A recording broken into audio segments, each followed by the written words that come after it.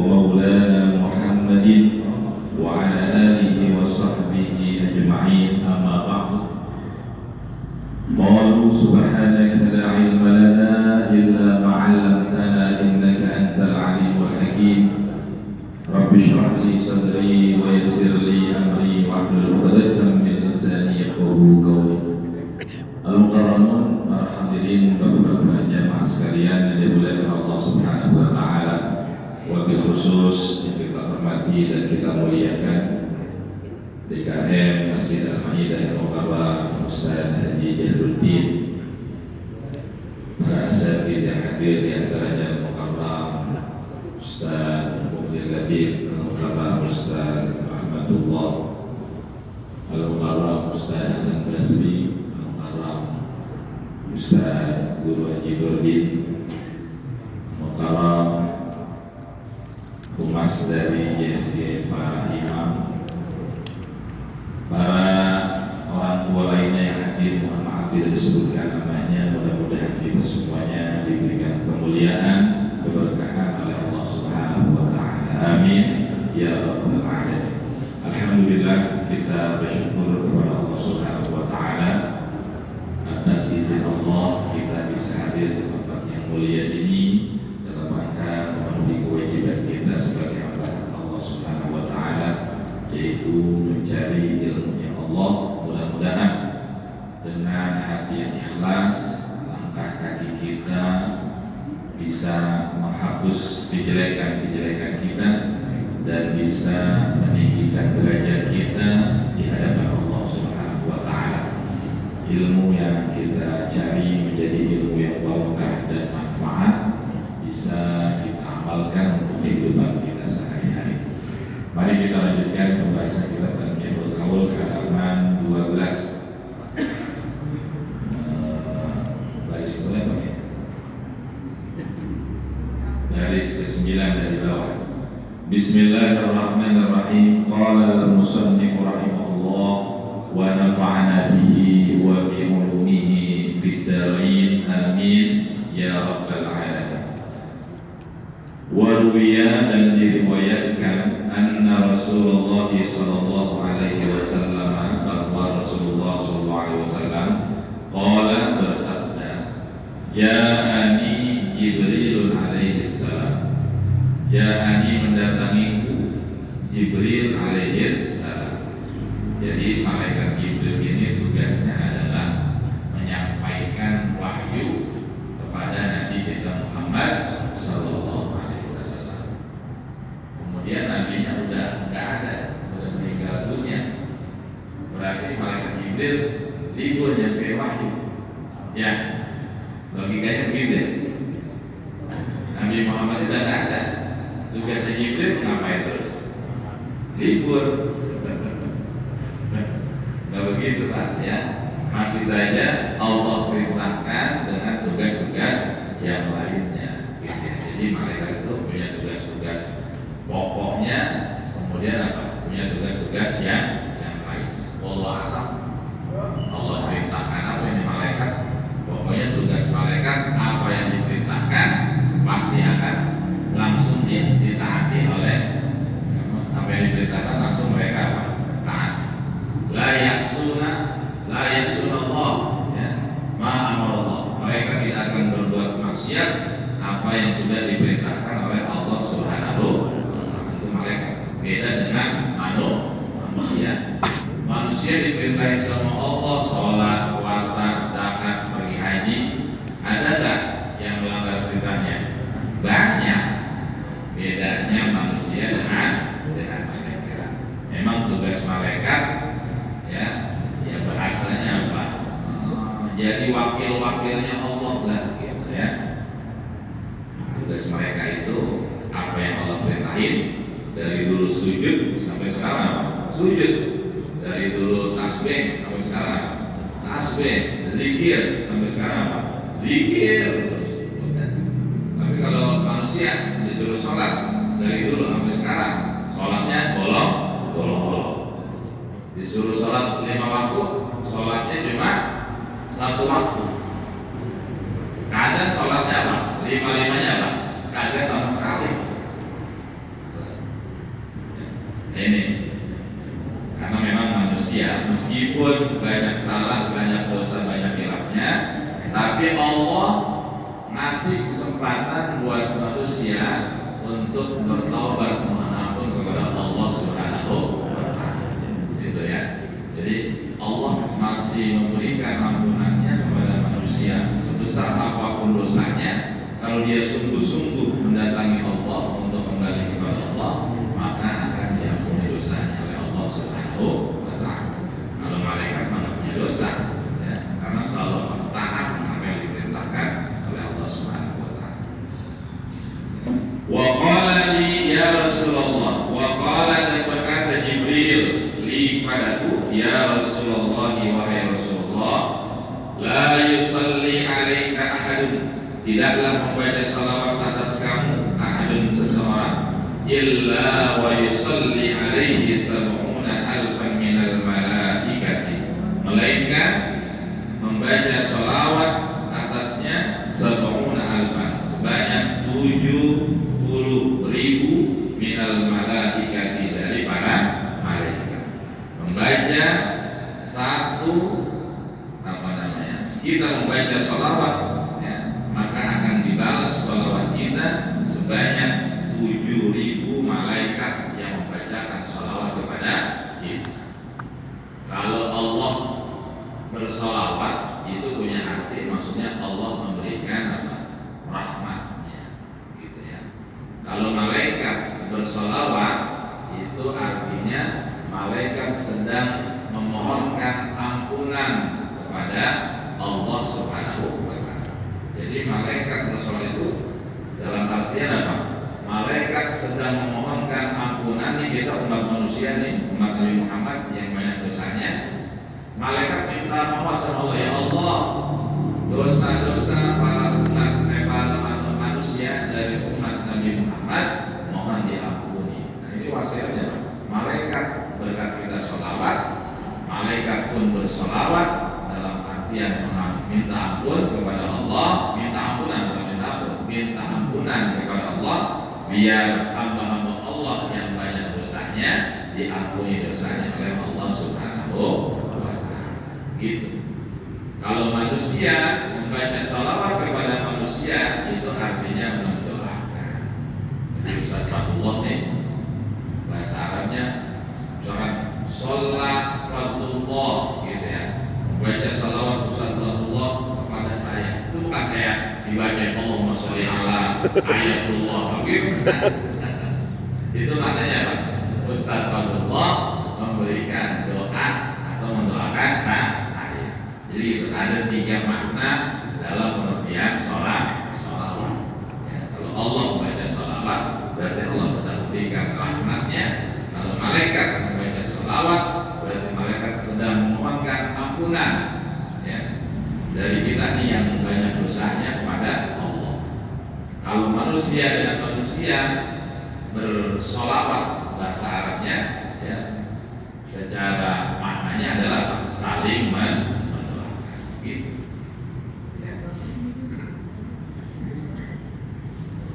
Waruya dan diriwayatkan annahu sallallahu alaihi wasallam, bahwasanya Nabi sallallahu alaihi wasallam qala, bersabda, man shalla alayya, barang siapa yang membaca salawat atasku, shallat alaihil malaikat, ya, maka para malaikat membaca salawat atau memohonkan ampunan padanya. Wa man shallat alaihil malaikat, dan barang siapa memberikan ampunan para malaikat atasnya, sallallahu alaihi, maka Allah pun akan memberikan ampunan dan rahmatnya kepada kita semua.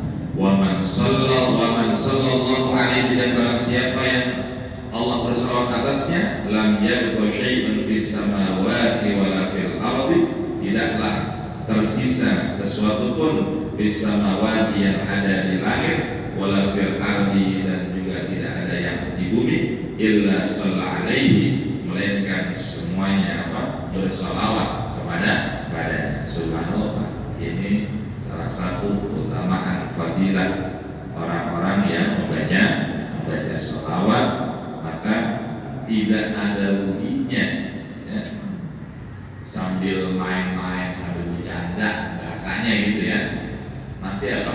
Tetap dianggap bacaan sholawat kita gitu. Apalagi sungguh-sungguh tidak dalam bersuci atau dalam keadaan bersuci kita bersalawat, masih tetap dianggap salawat kita yang disampaikan kepada Allah Subhanahu wa Ta'ala. Maka ada ruginya kalau kita sering-sering membaca salawat kepada Nabi kita Muhammad sallallahu alaihi wasallam.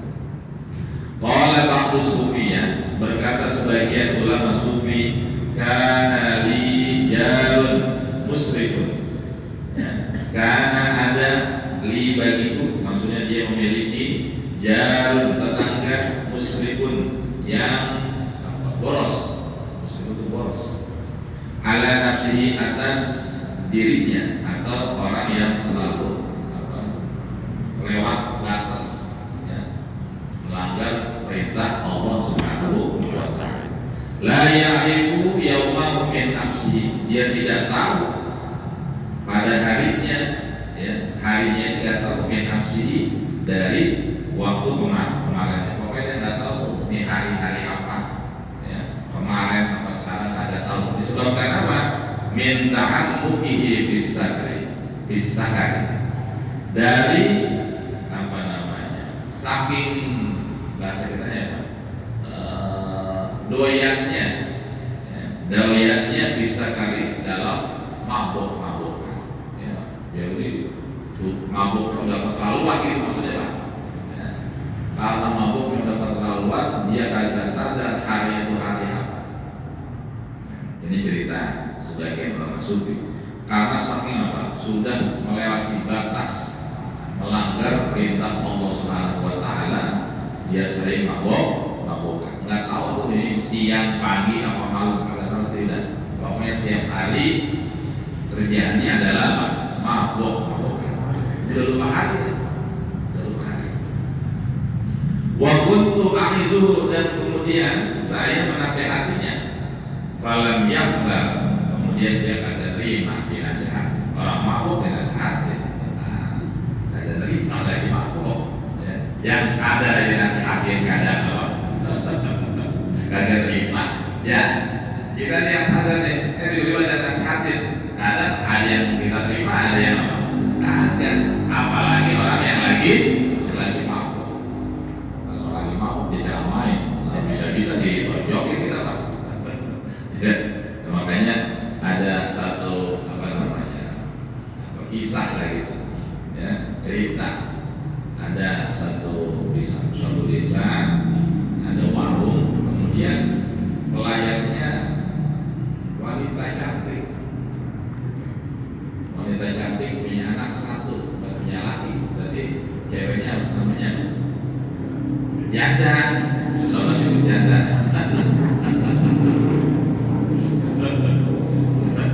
Janda anak satu, cakep lagi Pak.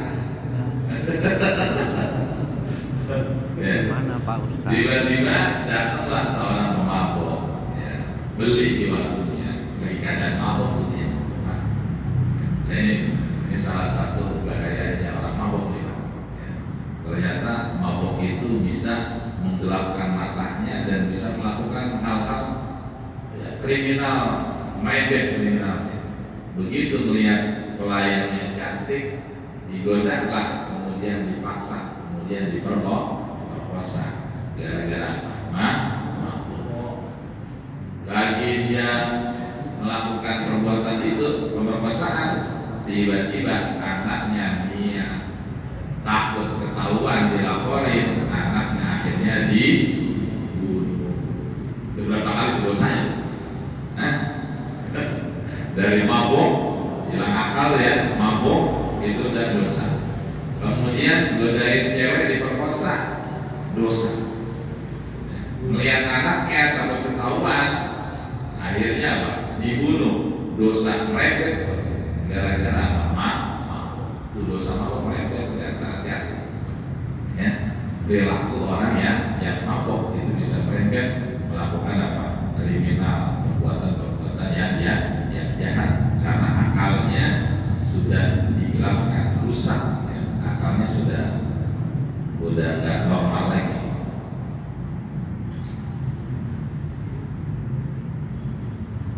Wa amartuhu bit taubati, kemudian aku perintahkan dia bit taubati dengan bertaubat.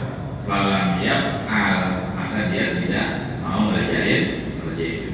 Dinasehatin kagak terima, dinasehatin gak diterima, disuruh taubat apa?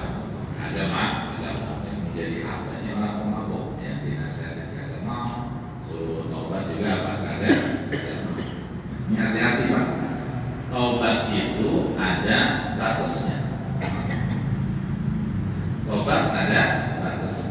Batasnya dua. Satu, selama nafas kita belum sampai ke tenggorokan. Ya. Selama nafas kita belum sampai ke tenggorokan. Kedua, selama belum terjadi kiamat. Itu masih diampuni kalau ada orang yang mau tobat. Tapi kan kita kalau menunggu kiamat kayaknya kelamaan. Ya, cepetan yang mati. Ya. Nah, sebelum mati ini mumpung kita masih hidup, maka kita apa? Disuruh banyak-banyak bertobat, istighfar, mohon ampun kepada Allah. Jangan sampai begitu napas sudah di kerongkongan barulah dia minta tobat sama Allah. Kagak bakalan diterima. Innallaha yaqbalu taubatal 'abdi ma lam yughargir. Bahwa Allah ya menerima taubat seorang hamba selagi napasnya belum sampai di tenggorokan. Dalam Al-Quran kisah Fir'aun itu sebagai contoh.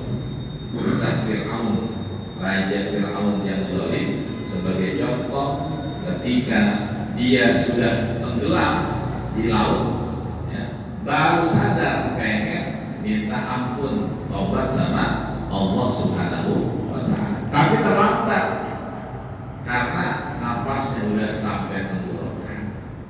Tuh, coba kalau dia terlambat, mungkin ada kisah Fir'aun di Quran. Iya, karena apa? Taubat. Jadi kagak rame, kagak seru kan? Ya, memang udah begitu dibikin skenario-nya sama Allah Subhanahu wa Ta'ala. Bahwa ada raja yang zalim bahkan mengaku Tuhan, ana rabbukumul a'la, saya ini Tuhan kamu yang paling tinggi, bukan Tuhan. Alhamdulillah. Sampai-sampai kemudian apa?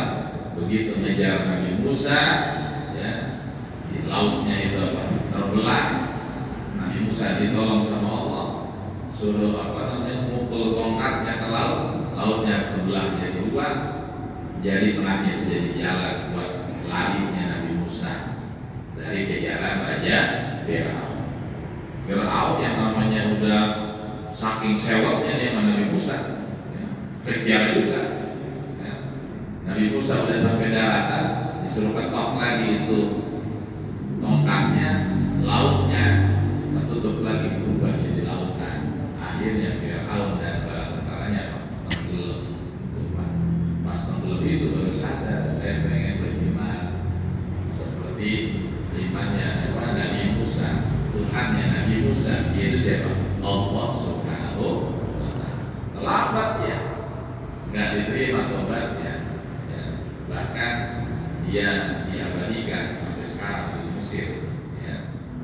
Nama Fir'aun dimumikan.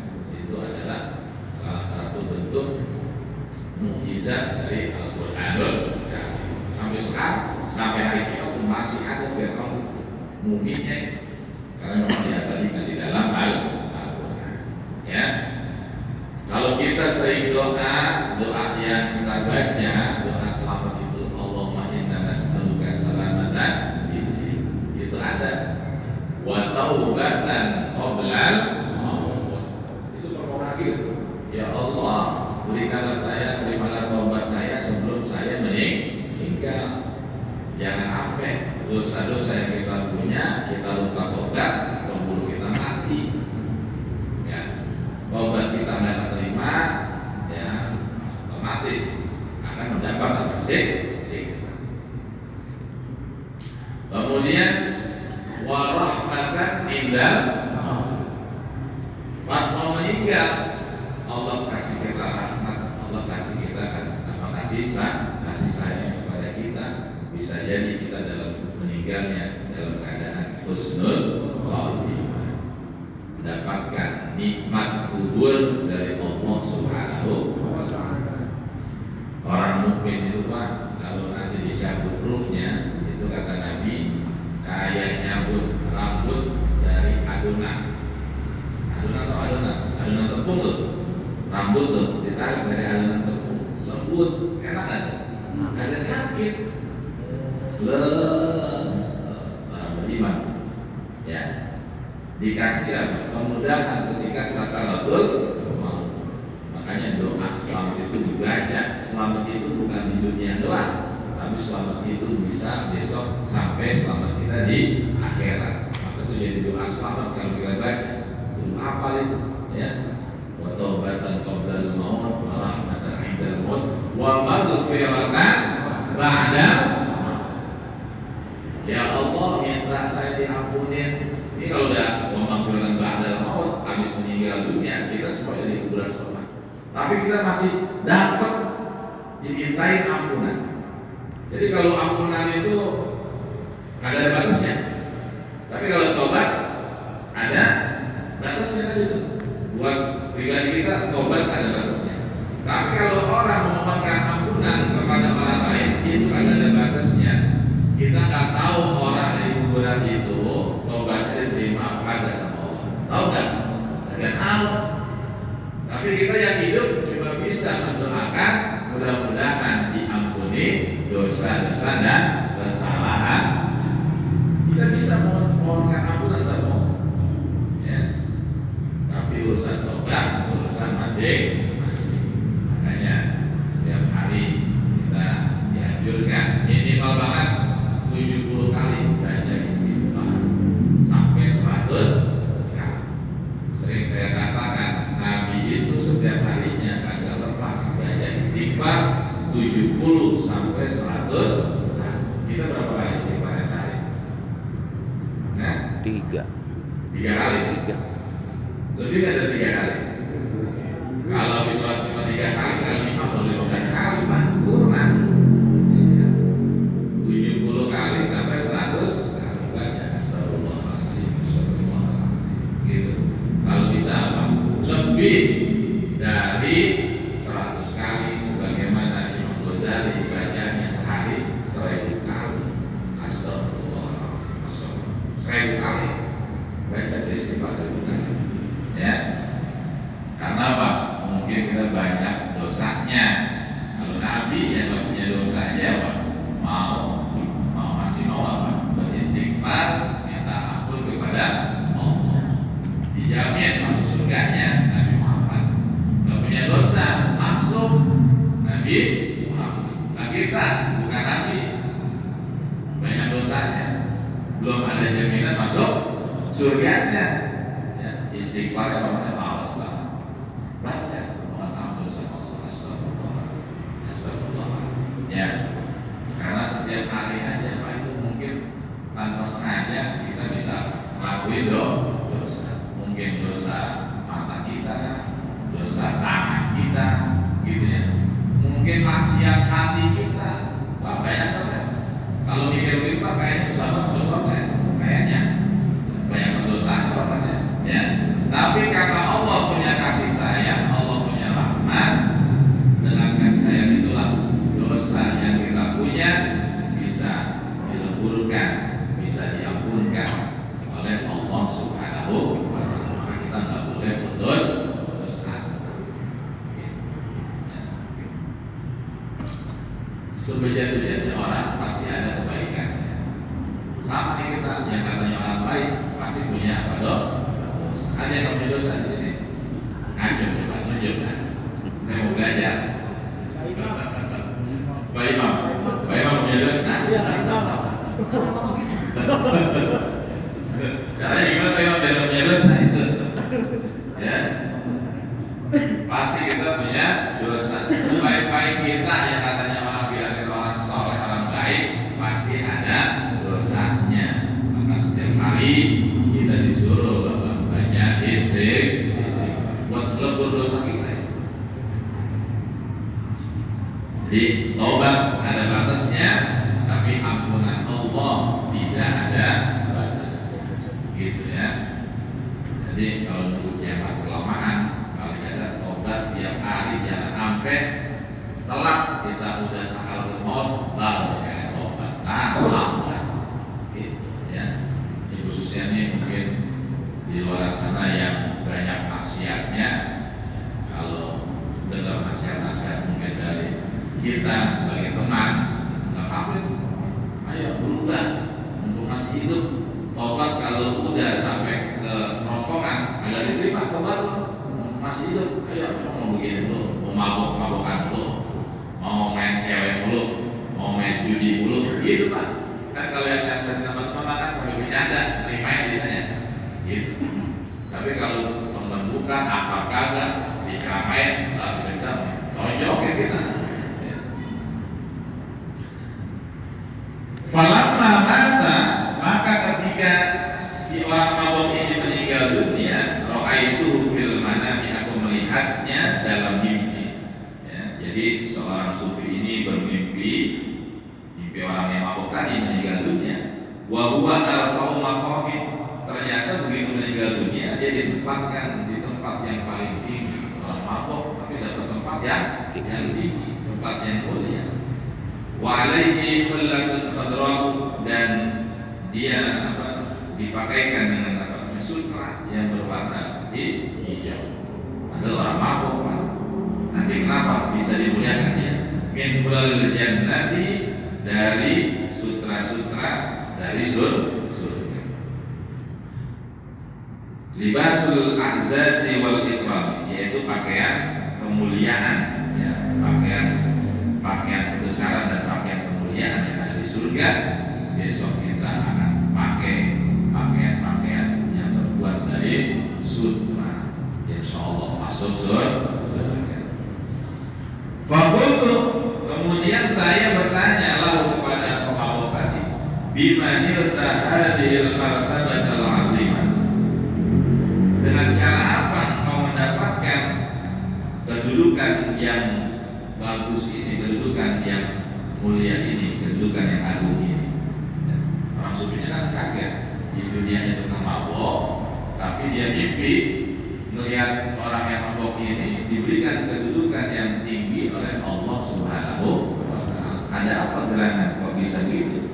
Qala, kemudian dia menjawab, hadartu yauman majlis dzikr. Ternyata orang mabok ini ngomong, bahasa kitanya, gua dulu pernah hadir ke majelis zikir, pernah hadir ke mabok, kalau lagi benar pernah hadir ke majelis ilmu, pernah hadir ke majelis taklim.